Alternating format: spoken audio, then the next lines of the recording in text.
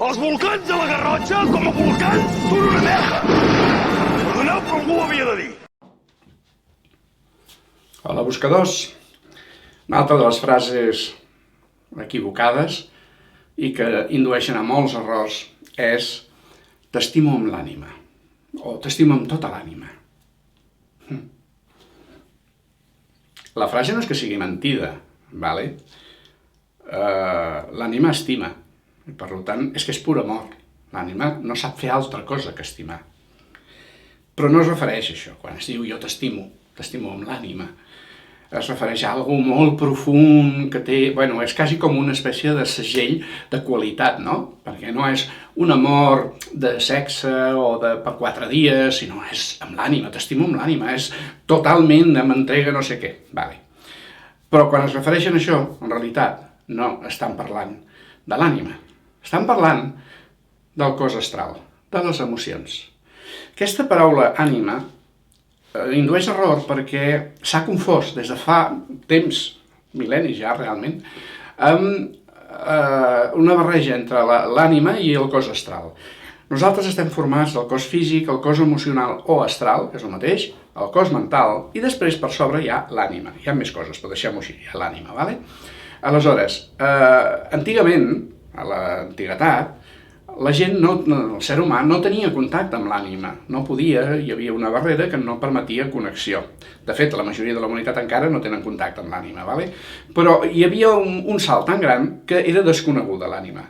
I per tant, el que era espiritual era simplement el que estava per sobre de lo físic. No anàvem més amunt, físic, punt. El que estava per sobre de lo físic. I el que està per sobre de lo físic són les emocions i la ment. Fins i tot la ment estava molt allunyat del que la majoria de la gent feia servir.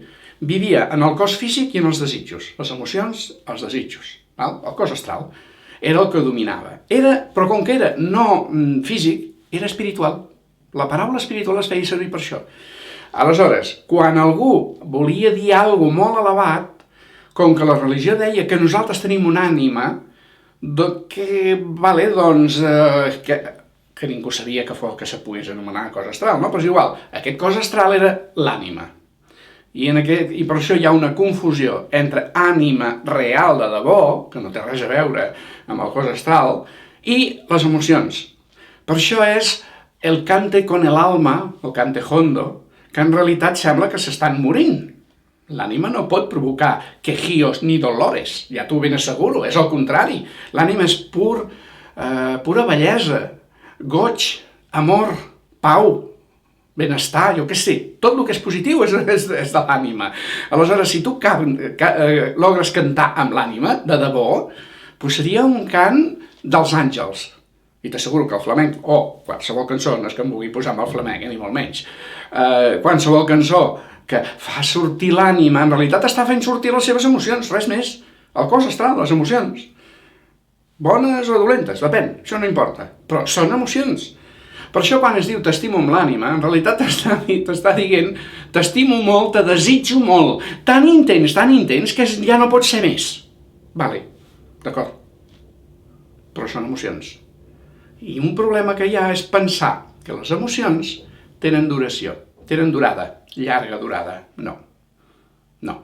Un amor d'ànima, de debò, és un amor que no té desig, no té apego, i sí, evidentment, és etern. Però, insisteixo, no hi ha apego, no hi ha desig, vine cap aquí que et necessito, tot això no funciona, l'ànima és una altra història, s'entrega i punt, és amor desinteressat totalment.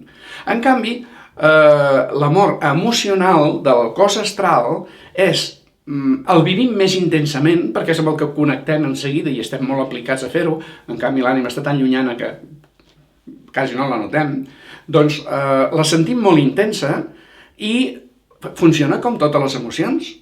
Tenim una passió que puja, pot ser enorme, pot ser molt forta, evidentment, durarà un temps i després baixarà. Les emocions estan governades per la lluna. I ja veus lo quieta que s'està la lluna. Ara està creixent, ara passa plena, després passa minvant, després passa nova i després torna a començar. Doncs això passa en tot, per això se sap que l'enamorament s'ha comprovat, rarament dura gaire més d'1 o 2 anys i amb els casos llargs 4 anys. A partir d'allà, l'enamorament desapareix. Si han fet un bon contacte aquelles persones i han desenvolupat altres coses, la parella pot durar, pot continuar. Però l'enamorament no. Per tant, quan algú molt enamorat te diu t'estima amb l'ànima, t'està dient tinc una panxa molt grossa, la panxa és allà on tenim el centre plexe solar, que és allà on hi ha les emocions, i se surten per aquí les emocions. Doncs tinc una panxa molt gran que et desitja moltíssim. I tinc la sensació que això, com que és tan intens, serà per tota la vida. Però en realitat saps que durarà un temps i ja està. No passa res, aprofita i disfruta-ho, no dic pas que no, al contrari, no dic que sigui dolent, dic que és una equivocació parlar d'això i confondre-ho amb l'ànima, perquè aleshores es poden fer idees equivocades. La més equivocada és, com que és tan intens i tan profund el que sento, això vol dir que és l'amor de tota la meva vida, per tota la meva vida i eternament. T'estimaré eternament. Bueno, si tu creus tu mateix, però això no existeix, vale? Excepte amb l'amor d'ànima, evidentment, però això ja és una altra història. Espero no haver-te liat. Si tens algun dubte, me'ls preguntes. I ens veiem en el següent vídeo. Els volcans de la Garrotxa, com a volcans, són una merda. Perdoneu, però algú ho havia de dir.